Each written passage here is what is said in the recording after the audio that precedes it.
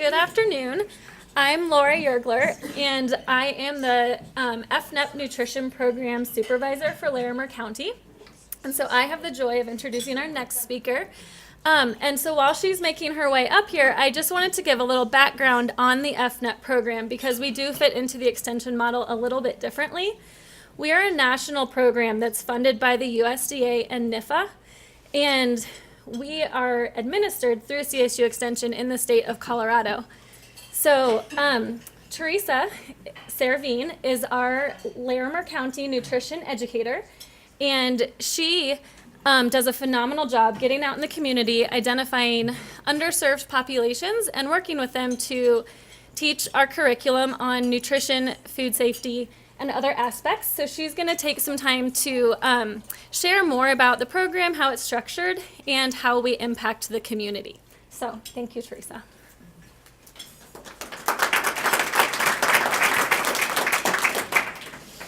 So my biggest worry coming up here today was what I see over the podium. So I'm doing much better than I thought I would do. So again, thank you, Laura. My name is Teresa Servine. So my role is I am an educator with the FNET program. Again, that's Expanded Food Nutrition Education Program. Our mission in FNEP is to assist those limited resource families, and what we're trying to do is help them acquire the knowledge, skills, attitudes, and changed behavior necessary for nutritionally sound diets and to contribute to their personal development and the improvement of the total family diet and nutritional well-being in their families. So that's a really fancy way of saying I teach classes in my community. So our program offers a few different curricula options depending on the group of people that we're working with. And unfortunately today, I was not able to have anybody come in and be able to share their success stories. So I'm just going to share a few parts of our programming with you and some participant success stories that they have told me. Okay?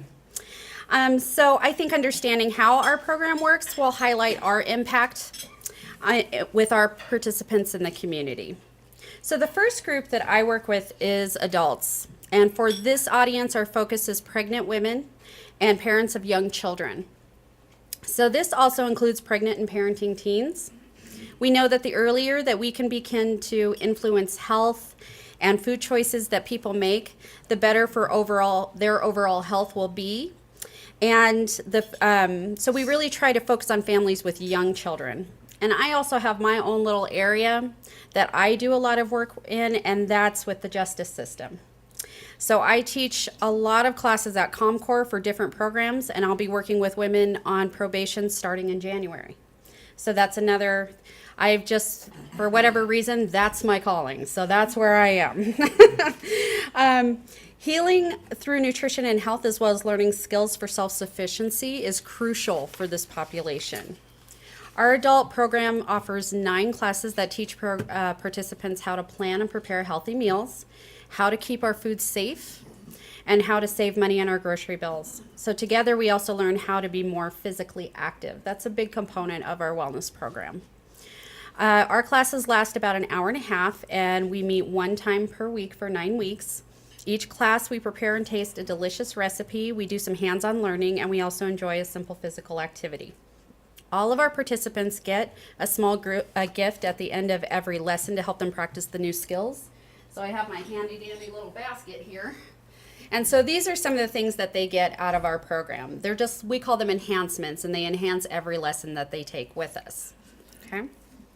So our teen curricula is very similar to the adult curriculum, but it only contains 8 lessons, and the parenting tips and topics are removed throughout. With this audience, we do our best to coordinate with schools so that we can teach in the classroom during the school day. Our curriculum meets a few objectives of the state of Colorado's high school academic standards, so this helps convince teachers to give us some of their precious teaching time. And really, we haven't had any problem. It's been really a joy to work with different schools. Not to mention, it gives teens necessary life skills and that they often aren't learning in a standard high school curriculum. So I'm going to share a little bit more about each class in the curriculum now. Our curriculum is called Eating Smart and Being Active, and the adults receive 9 lessons. You may recall I mentioned that the teens only get 8. So the lessons they are missing is the first one. We often have less time with teens due to the school semester schedule, so we just jump right into the heart of our lessons. So in the first lesson, to Welcome to Eating Smart, Being Active, participants will learn more about our classes, what to expect during our time every week, and they also learn some knife safety skills, and we prepare our first recipe together. So they get one of those little goodies in the basket, which is our cutting mat. So we do, teaching teens requires knife safety skills. So I really enjoy my time with my teens, but we definitely take a few minutes to go over what is safe and what is not so safe. All right. In the Get Moving lesson, we talk about how to be more physically active in our everyday lives. So, you know, as adults, we do a lot of sitting. We do a lot of sitting. Well, teens sit a lot too. They have classes all day long. So we talk about how to be more physically active every single day. We also talk about water and learn why it's important for our good health. Participants receive a collapsible water bottle, and it makes it easy for them to have and drink their water all day long. Okay. In Plan, Shop, and Save, I personally think this is a huge, like a really important part of our curriculum, because we learn how to plan meals and make grocery lists that will help us remember what we need to buy, right? Grocery lists are great unless you forget them. And we also learn ways to save money at the grocery store. This is a great activity in this lesson where they get to learn how to use their grocery store flyers. They learn how to plan. We talk about prepping. We talk about how to save that money and still eat healthy, and especially for teens on a limited budget. So for that one, they get a grocery list pad. In the fruit and veggies lesson, we talk about the health benefits of fruit and vegetables. We learned ways to add more fruits and veggies to our meals and snacks, and we begin to introduce food safety concepts. At the end of that lesson, they receive a produce brush for scrubbing the tough skins of fruits and veggies. I have also heard that they make excellent pore scrubbers, but I usually tell people to keep those separate, so might want to have one for each. Make half your grains whole is the next lesson, and in this lesson we learn about why whole grains are important, as well as how to tell if a grain is even a whole grain. So we've been very big in talking about nutrition thus far, and when you tell people, well, you need to include whole grains, it's very helpful if they know what that even means. Okay, so they receive a set of stacking dry measuring cups. Then we talk about protein. And in our protein lesson, we learn how to choose and prepare protein foods that are low in fat, and they will learn how to keep their food safe to eat. Food safety is so important. So I always tell my kiddos, anybody who's flirted with food poisoning knows the importance of food safety. In this lesson, participants receive 2 items. They get a refrigerator thermometer and a magnet that includes information on safe internal temperatures for various foods. In the lesson, Build Strong Bones, we're going to learn all about calcium and bone strengthening physical activity. At the end of that lesson, everyone gets a copy of the Walk Indoors with Leslie Sansone. She is the woman that created the Walk a Mile in Your Living Room videos, and she made one especially for our program. So it's a really fun little DVD, and it gets them up and moving, especially during those winter months when it's too cold and nobody wants to go outside. So there are 5 segments, and the kids love that video. In Make a Change, that is the 7th lesson, and we explore some of the kind of not so thought of components to nutrition. We explore ways to reduce fat, sugar, and salts in the foods that we eat, and we learn how to identify healthy fats from unhealthy fats. In that lesson, the participants receive a set of measuring spoons. And the last lesson is Celebrate. And this is the lesson where we look back at everything that we've learned and we celebrate our new healthy behaviors. We also talk a little bit about mindful eating and raising healthy eaters in our children. The final item participants receive is the Eating Smart, Being Active cookbook. It contains all the recipes that we've done in class and a whole bunch more. All the recipes are tasty, easy, and low cost, and I'm all about the easy. So we also take some time in our last lesson to acknowledge the commitment that our participants put into our classes. They're voluntary. People are taking their time out to come to a class every week. They get a graduation certificate as well.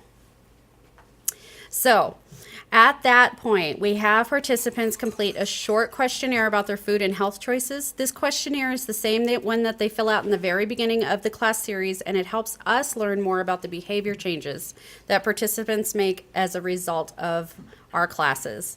So some of these changes are highlighted in the annual report, and I've brought copies of this for you today. You've also got on your tables kind of the broad statewide outcomes.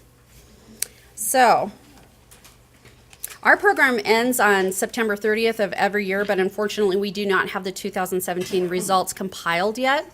I do have information for the 2017 program year. So here, I'm just going to share a few things with you.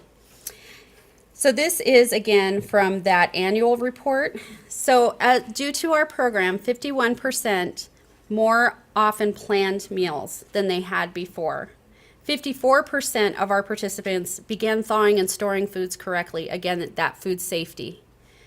51% began making healthy food choices when deciding what to feed their families. So they were really thinking about, what am I going to put on the plate? What is going to feed my family? 64% more often used the nutrition facts on food labels to make their food choices. 50% increased their physical activity, and that just makes me so happy. I don't know how to tell you. 41% were less likely to run out of food at the end of the month. That's huge. That's huge. So, before my time is up, I would just like to share a few success stories with you because it highlights the variety of ways in which we impact the participants that we work with. So, again, my little area is the justice system. And I am always very careful when I say I'm going to go teach over there versus I'm going there. But a male participant that I work with at the ComCorps agency in the work release program told me he is now buying fruits and vegetables at the store to add to the meals that he's given. So when he snacks now, he's not ordering pizzas. He adds a vegetable to every dinner and a fruit with every breakfast now. Another participant shared that the thing she liked most about FNEP is that she now knows she can eat healthy and afford it. When you're coming from scarcity thinking, it's very easy to tell yourself you can't have certain things. It's almost an immediate response. I can't have that. So it's pretty big that we can make this known to our participants that yes, you can. You can have that. This is an awesome light bulb moment for our participants. Many of them, they believe they are destined to a life of poor food choices because they can't afford many fruits and vegetables. In our lesson on planning, we help them realize ways that they can save money on food and develop skills to make it happen. Some participants even report saving money on food every month after taking our classes. As I said earlier, I also work with a lot of teens, many of whom have markers for mental illness, behavioral challenges, learning disabilities, as well as some who have physical disabilities. Last year, I got the great pleasure of working with a young man named Cole who had a severe phobia of knives, would not touch one, wouldn't come near one. I spent 8 weeks with him, and by the end, he was dicing our onions. And he was so proud, and I was so proud. So, this is a huge success and step towards independence and self-sufficiency, which is our main goal with these teens. I also have a lot of teen participants who are very picky eaters, so you guys don't know anything about that, right? So prior to beginning classes, the teachers warned me that these students would not eat the things that we cooked in class, but I'm very happy to say that not only did they taste those foods, they asked for seconds a whole bunch of times. We have many more success stories shared by our participants, and some of them are included in the reports on your table. I wish I had time to tell you everything that people have told me, but I don't. So if you have any questions, I will totally answer them now. So.